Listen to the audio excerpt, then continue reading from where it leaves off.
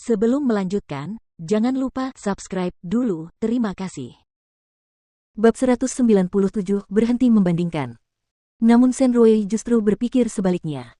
Dia harus mendekati Mukiki karena dia memiliki hubungan dengan keluarga Seng. Jadi, tidak peduli seberapa besar keberatan ibunya, dia tetap membeli beberapa barang menarik untuk Mukiki dari beberapa toko kelas atas di Prancis. Dia ingin memberikannya sebagai hadiah pertemuan pertama.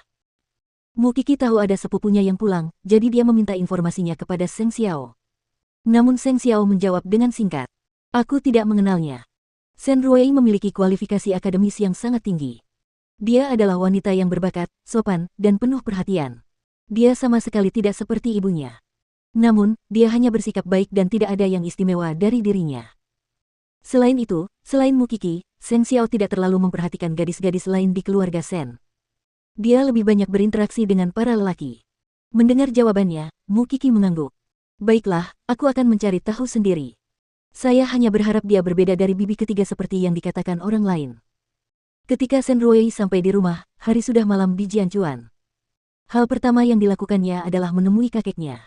"Kakek, aku sudah kembali." Melihat cucunya pulang ke rumah, kakek Sen merasa senang. "Kamu semakin cantik." "Terima kasih, kakek. Sudah lama sekali aku tidak bertemu denganmu." Bibi ketiga mengulurkan tangannya dan memeluk putrinya. Shenrui menyapa anggota keluarga satu persatu. Namun, dia tidak melihat Mukiki. "Bukankah kita punya anggota keluarga baru?" "Dia masih dalam perjalanan ke sini," kata kakek Sen. Namun, wajah bibi ketiga tampak muram. Ia tidak suka putrinya terlalu banyak berinteraksi dengan Mukiki. Jadi, ia berbisik ke telinga Shenrui. "Bukankah sudah kubilang jangan terlalu dekat dengannya?" Mengapa Shenrui mau mendengarkan ibunya? Setelah beberapa saat, dia mulai mengobrol dengan Shenlin. Tak lama kemudian, Mukiki melangkah masuk ke dalam Sen Mansion. Hari ini, dia berharap akan bertemu dengan seorang wanita yang anggun dan berpengetahuan luas. Dia mendengar dari orang lain bahwa Shenrui sangat berbakat. Begitu dia memasuki ruang tamu, dia melihat seorang wanita jangkung, tersenyum padanya dengan percaya diri. Dia memberi Mukiki kesan pertama yang baik. Dia ramping dan tinggi. Wajahnya oval dan rambutnya sangat panjang. Mengenakan pakaian ala barat, dia jelas punya selera yang bagus. Begitu Shenrui melihat Mukiki, dia langsung memberikan hadiah itu. "Ini untukmu. Selamat datang di keluarga ini, Rui." Bibi ketiga berteriak tidak sabar. Mukiki melihat kotak itu. Itu adalah jam tangan bermerek. Dia langsung berkata, "Ini terlalu mahal. Kita bersaudara. Kamu tidak perlu merasa terbebani dengan hal itu." Shenrui tampak sportif. Dia percaya diri dan murah hati, seperti layaknya seorang wanita bangsawan dari keluarga Sen. Tidak heran bibi ketiga cemburu ketika melihat kakek Sen begitu mencintai Mukiki. Dia sebenarnya memiliki seorang putri yang luar biasa. Kakek Sen seharusnya lebih memperhatikannya. "Ayo kita makan. Kita bisa ngobrol sambil makan malam."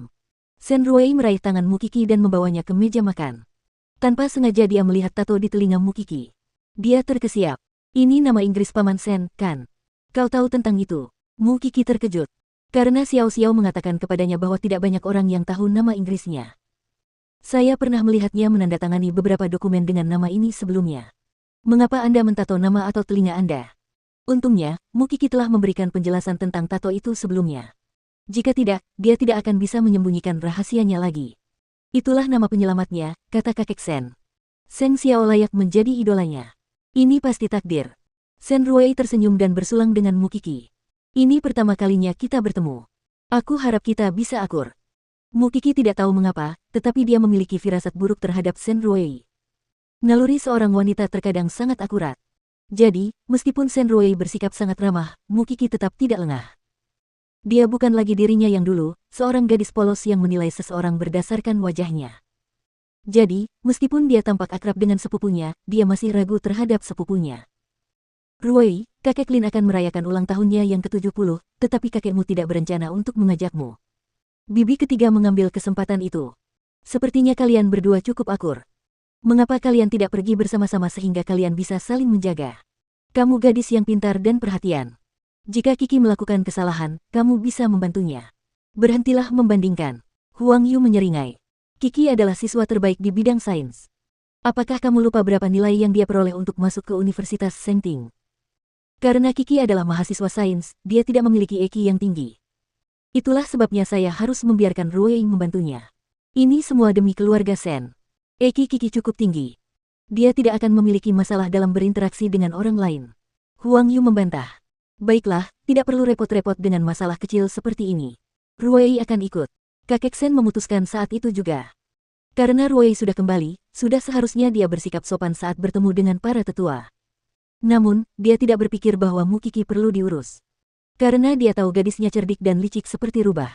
Itu lebih baik. Akhirnya, bibi ketiga merasa puas. Orang dewasa memang selalu membosankan. Sen Ruwei bersikap acuh tak acuh.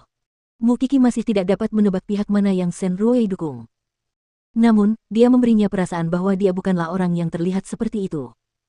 Jadi, setelah beberapa saat, Mu Qixi menggunakan bibinya sebagai alasan untuk meninggalkan Sen Mansion. Dia langsung kembali ke villa. Ketika dia melihat Seng Xiao, dia berbaring di pangkuannya. Sen Ruwei tahu ini nama Inggrismu. Dia memulai interogasi. Seng Xiao menatap wajahnya yang marah dan menunjuk tato di tulang selangkanya. Lalu apakah dia tahu bahwa ini adalah namamu? Xiao Xiao, biar ku beritahu. Aku tidak suka Sen Ruwei. Aku tidak tahu kenapa, tetapi aku terus merasa bahwa dia punya tujuan untuk mendekatiku. Begini, dia memberiku ini saat pertama kali bertemu. Tidak seperti Sen lainnya, mereka kesal saat tahu tentang keberadaanku.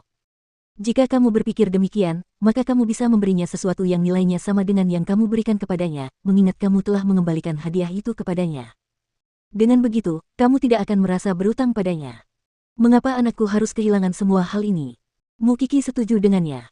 Hubungan dalam keluarga yang kuat sangatlah rumit. Kamu tumbuh di keluargamu. Kamu pasti sudah tidak asing dengan ini, bukan? Tanya Seng Xiao sambil membelainya. Aku tidak suka menyanjung orang.